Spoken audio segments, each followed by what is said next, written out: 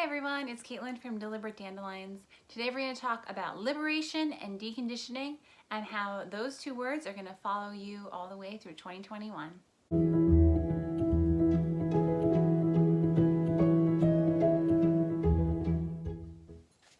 So I'm cleaning up my bedroom and fixing this area that my son kind of ransacked yesterday, my personal sacred space where I keep some things that are important to me.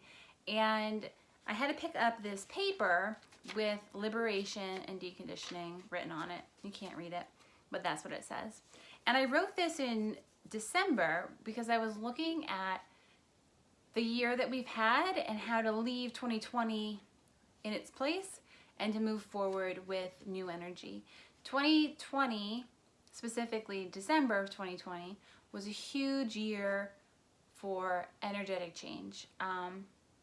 For anyone who follows planetary movements, you know that the end of December brought the Great Conjunction, which was known as the Age of Aquarius.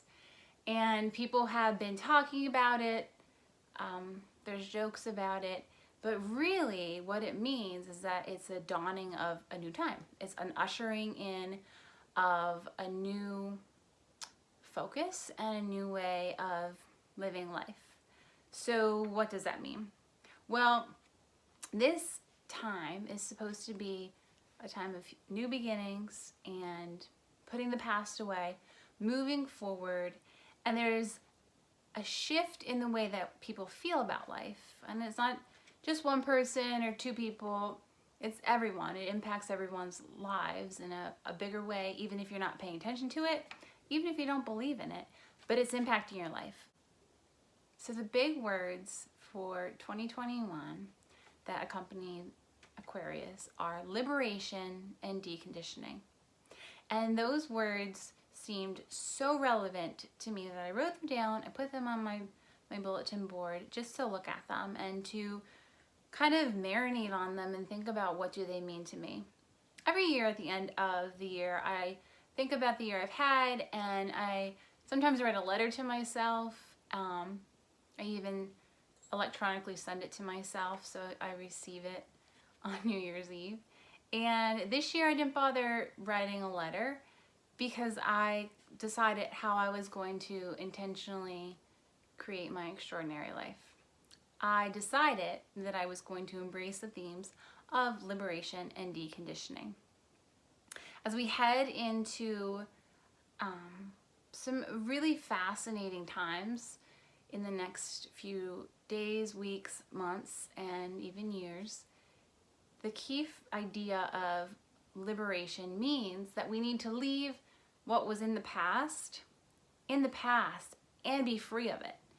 Now, a lot of people do things to release the past, release old thought patterns, to release old hurts, bitterness, ideas of wanting to bring the past with them, and they realize that that luggage adds up and it just becomes too heavy and nobody can carry around that much baggage and be free. So to be liberated can mean a lot of different things to different people, and I think that we're all going to come to experience different forms of liberation in our personal lives and all around us. But the second part of liberation is deconditioning. And I've been thinking about how those two fit together and what that means for me and what that means for the people around me that I love.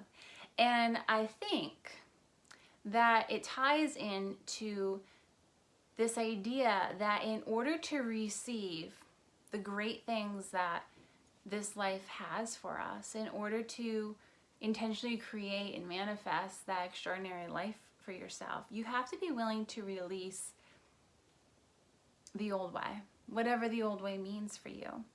Maybe you need to release that thought pattern that maybe you see yourself as unhealthy, unfit, and you carry around that thought process and you can't move into a new level of being healthy, maybe changing your size that you wear in clothes, Maybe the number on the scale means something to you, or maybe it's just the way you feel about yourself. You can't embrace the new without putting down the old. If you only have 2 hands and they're already full of stuff, you need to put it down. You need to be able and willing to walk away from that which no longer serves you in order to walk towards and walk into bigger blessings and bigger things for yourself. Let's take another example. If you're not willing to accept that the thought pattern that you've had to perceive the world around you might be inaccurate, maybe it's tainted. Maybe you've believed things your whole life and you want them to be true because that's what you've built your whole foundation on, your whole system of belief, the way you see the world around you and the way you make decisions, the way that you engage with your friends and your family might be based on something that you were conditioned to believe. That may or may not be true, and it may or may not be serving your highest good any longer. So in order to embrace a new mindset and a new way of thinking, and again, believing anything about the world that you're living in, you need to be willing to walk away from your attachment to the things that you've held as your personal truth if they're no longer serving you. Now, nobody should dump their belief system in total just because it's a new year and they're liberating themselves. You need to do some deep soul searching and decide what works for you and what no longer works for you. Maybe you realize that after all these years, you don't love gardening as much as you thought you did. Maybe you realize that that hobby that you thought was great, maybe you need to leave that in the past. Maybe it goes deeper. Maybe your political views need to be re-examined. Maybe things that you've been attached to because you've been attached to a certain party, you've been attached to a certain label, maybe those things no longer fit who you are, the updated version of yourself. It's a new year. It's a new, entirely new planet if you let it be. If you're willing to accept that you are evolving right along with the planet and willing to leave the things that are just kind of baggage, just weighing you down in their place to move forward, maybe you'll discover something brand new, something beautiful, something that sets your soul on fire, that reason to jump out of bed. A good friend of mine has been working on her 2021 resolutions, which add up to one big resolution at the end of this year. And that is to find the thing that sets her on fire, a passion, a purpose beyond herself. And she is a brilliant, talented person.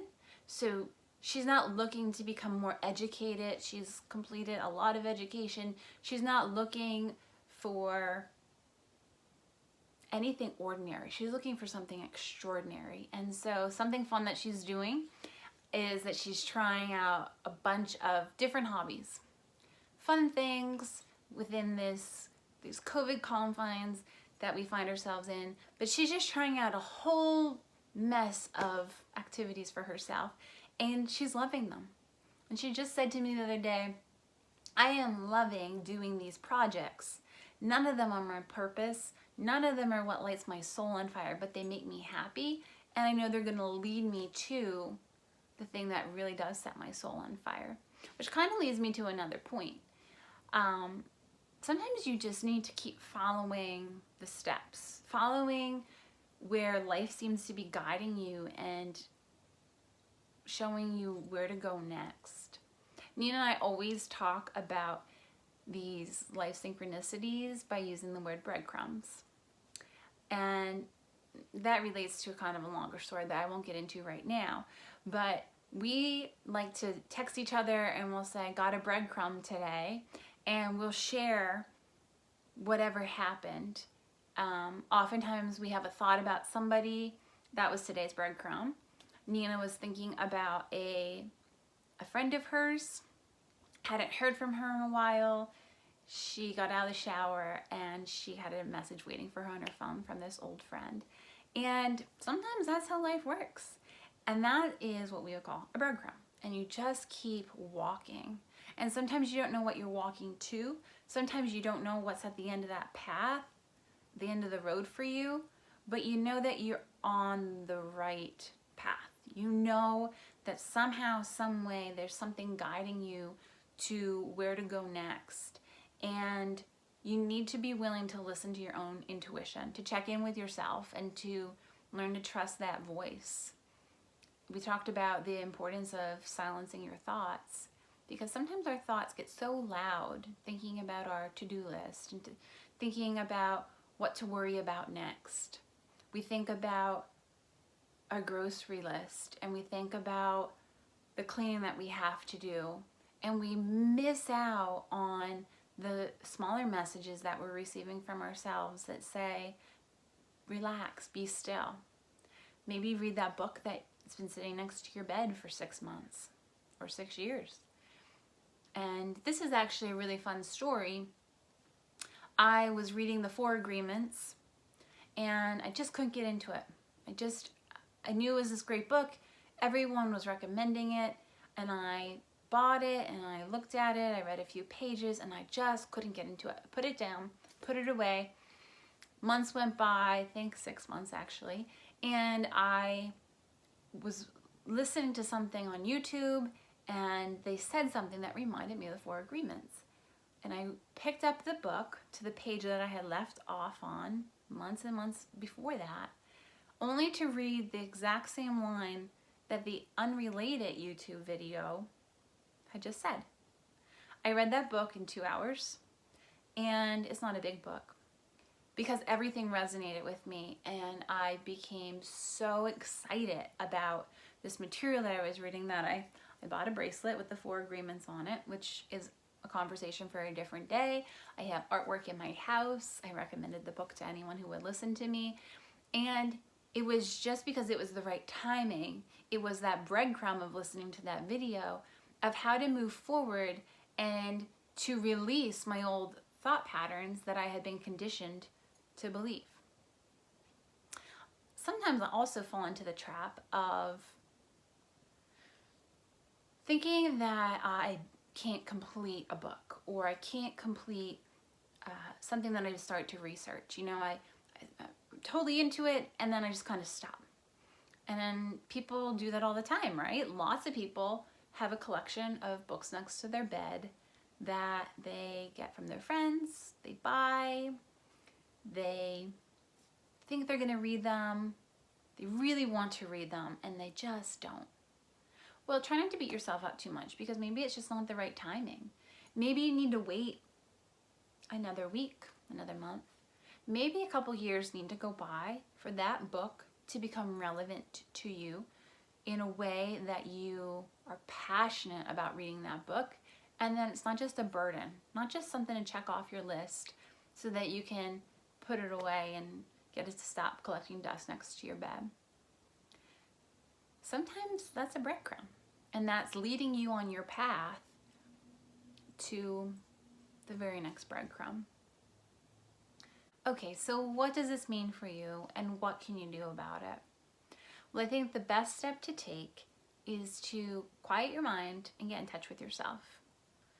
And we talked about that in our first video, and we'll continue talking about that more, whether that's through meditation or just taking a deep breath. When you pull into that parking spot or into your garage, maybe you sit there for a minute or two before you go into the building, before things get hectic again and there's some chaos. Some people do their best thinking in the shower. So maybe that's your time where you can be alone and quiet, especially if you have kids or you live in a busy household, or just being away from the noise of your phone, the TV, your laptop. All of our devices just tend to beep and buzz and light up, and our attention goes to them and distracts us from spending quality time with ourselves. And it's a really great idea to write your ideas down, to take out a journal or a random piece of paper even, and just start working through what you're thinking about. It's okay to not know what you're doing, because there's no right or wrong way to get in touch with yourself. You don't need to take a trip across the world and meditate with Buddhist monks, although that could be really cool. But you don't need to do that to start the process of figuring out who you are and what you truly believe, and releasing the things that you don't believe any longer. Maybe you need to release some old patterns, and maybe you need to embrace them a little bit more. Things that you forgot about yourself. Parts of you that splintered off along the way, and maybe people took parts of you with them as they went in and out of your life. And figuring out how to get those parts back that you really love, and how to let the parts go that no longer serve you. There's so many ways to do this. It should be a fun journey for you. And sometimes it can be painful, sometimes uncomfortable, but sometimes those things are necessary in order to create that life that is truly extraordinary for yourself. So I'm going to leave you with this. In the year of 2021, the words of liberation and deconditioning are now floating in your mind. And what are you going to do about them? It's up to you to decide. Thanks for joining us, and I can't wait to see you again soon.